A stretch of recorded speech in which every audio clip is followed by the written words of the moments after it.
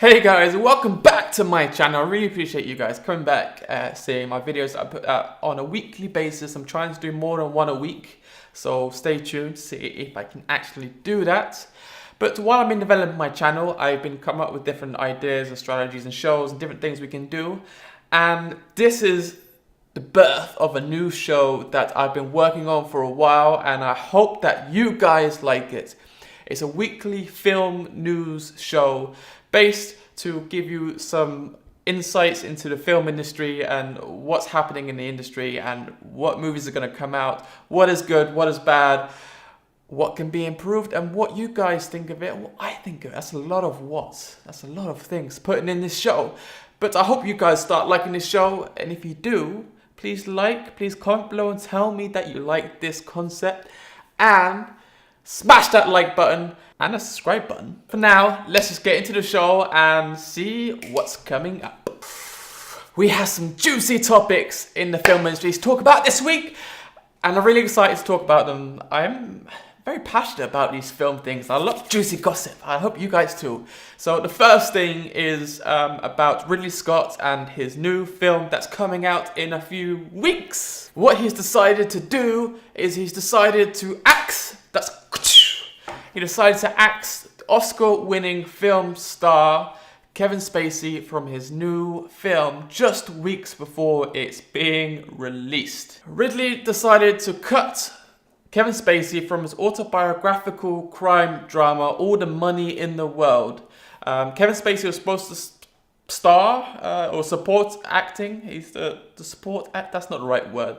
He's supposed to be the lead supporting actor, a character called Paul Getty in All the Money in the World, and he decided to give him the cut in the wake of the sex allegation scandal that's going on. I don't know if you can call it a scandal, it's misconduct or whatever you want to call it, but Ridley decided to give him a cut because that's going on. I think that's great. I think the power is going back to the production companies rather than the big time actors with all the money, and I think that's a great idea.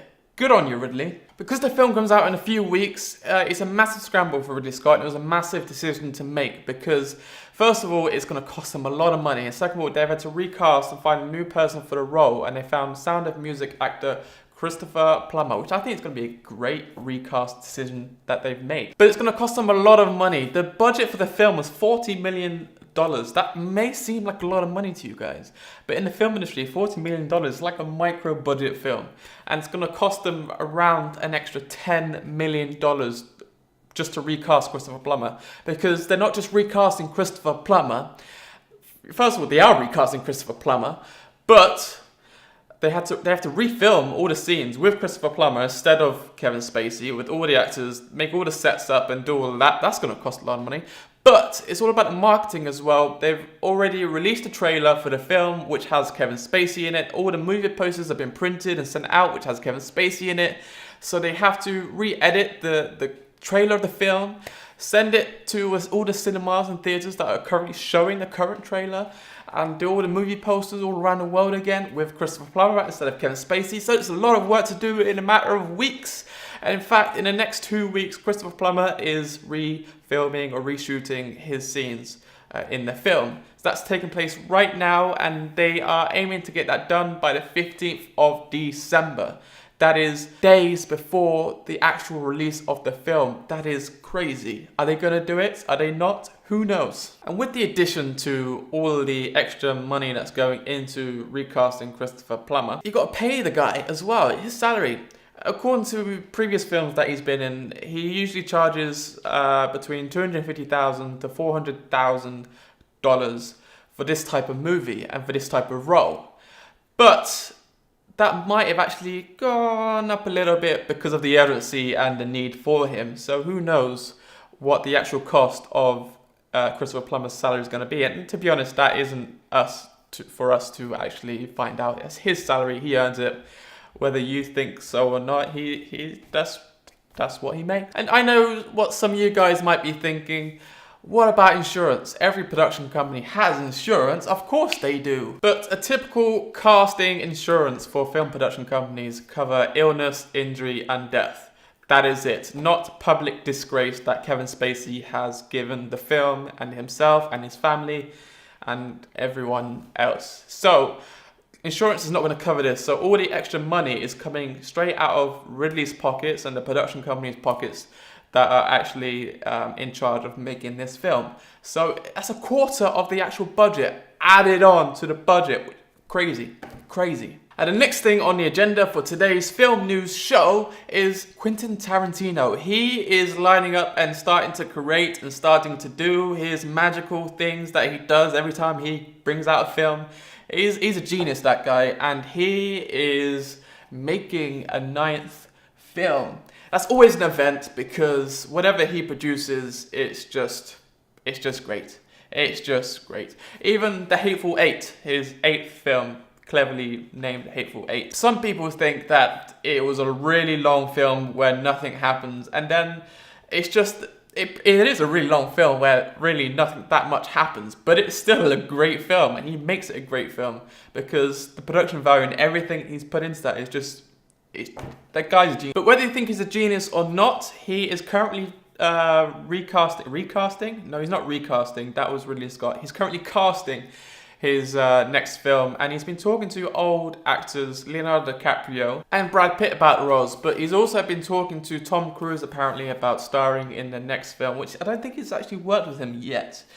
He's also wanting to cast Margot Robbie in a leading actress role. But we don't know too much about the film at the moment. Why do I keep waving my hands?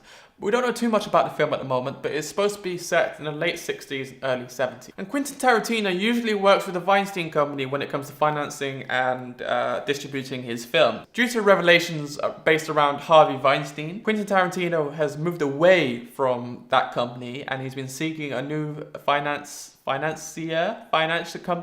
company and distributors. And a lot of companies in LA, Hollywood, California, they've been pushing themselves towards Quentin Tarantino because who doesn't want to work with Quentin Tarantino these days? But he's chosen to recruit the Harry Potter veteran producer, David Heyman, to work alongside him to make this 9th film. We're not in Modern Family. The 9th film come true. So that collaboration is happening. We're excited to see where that goes. And the news that we've all been waiting for. Amazon have closed a deal. This is crazy, guys. This is crazy. Amazon have closed a deal for the rights to make a TV series of Lord of the Rings. Yes. Lord of the Rings TV series. So if you loved the films, if you loved Game of Thrones, this one is for you guys. So if you love the original trilogy that came out between 2001 and 2003, yes, that's a long time ago now, you're gonna love what is in store for you guys. Because Amazon are going to actually use Middle Earth and use a set. So you're gonna see a lot of Middle Earth in the TV series, but the TV series is gonna be based as a prequel of the first book. So the TV series is gonna be before the trilogy happens, and they're going to explore new storylines. So we have a new world of Lord of the Rings for us to dive into when they start producing this soon. Amazon, Netflix and HBO were all batting out to buy the TV rights to make a TV series of Lord of the Rings, but Amazon won, and they won because they paid for the TV rights, obviously, but they paid $250 million just for the TV rights of Lord of the Rings. That is mind-blowing. I think that's one of the biggest deals ever. And like I just said, this $250 million is just the cost for the TV rights, not the cost of development, production, and everything else to actually make the film. It's just for the rights to go and make the film. And the normal cost for a high production fantasy TV series like Game of Thrones is usually anywhere between $100 and $200 million per season. Yes, per season. So they've spent $250 million already. Then they're going to spend another $100 to $200 million making the first season. So that's $350 to $450 million right off the bat for the first season. But the deal that they've made is not just for one season. It's a multi-season rights. Multi-season rights plus rights for a spin-off season. So you're in for a long storyline for Lord of the Rings. We should all get excited for this. Hopefully Amazon don't F it up. But why now? It's almost 15 years since the last film came out. Why make the TV series now? And I think this comes to Game of Thrones. Game of Thrones has made the whole fantasy genre a big deal again. And the main Game of Thrones saga is about to come to an end at the end of 2018, which paves the way for Lord of the Rings to come out around that time, maybe a bit later in 2019, and hopefully take the viewers of Game of Thrones. I think that's what Amazon is aiming for, to take all the fantasy viewers from Game of Thrones to Lord of the Rings, and using the big name of Lord of the Rings will help them do that. That's why they paid so much money just for the TV rights to make it and use the name of Lord of the Rings. Yeah, it's all about money at the end of the day, isn't it? But whether they can do it, whether they can make it happen, whether they can make a great TV series, or whether they're gonna mess it up, we'll have to wait and see what goes on. But that's it for the first episode of Film News on my show. I need to make a great show title for this. I need to find, if you can help me create a show title for this show, let me know in the description below, not in the description below, in the comments below of any title ideas you have. If you like this, please let me know. And before we go, we're gonna have like a new release segment to the end of each show. And this week's new release segment is going to be about the Justice League. The Justice League has just hit cinemas. Is it going to be good? Is it going to be bad? If you've seen it, I've not seen it yet. If you've seen it, please let us know what you think of the Justice League. Zack Snyder really messed up the last film, Batman vs Superman. That had huge hype and didn't really live up to the potential. And he had to quit this film halfway through due to family reasons, and Joss Whedon stepped in to direct the rest of the film. So we have to wait and see. We have to go to the cinema. We have to watch the film to see whether it's actually good or bad. But if you have seen it, please let us know in the description, not the description below, the comments below. And if you like this film show, this film news segment, this show thing, whatever this is, whatever it's gonna be, please please like this video, hit the like button, comment below what your thoughts are, and smash that subscribe button. And I'll see you next time.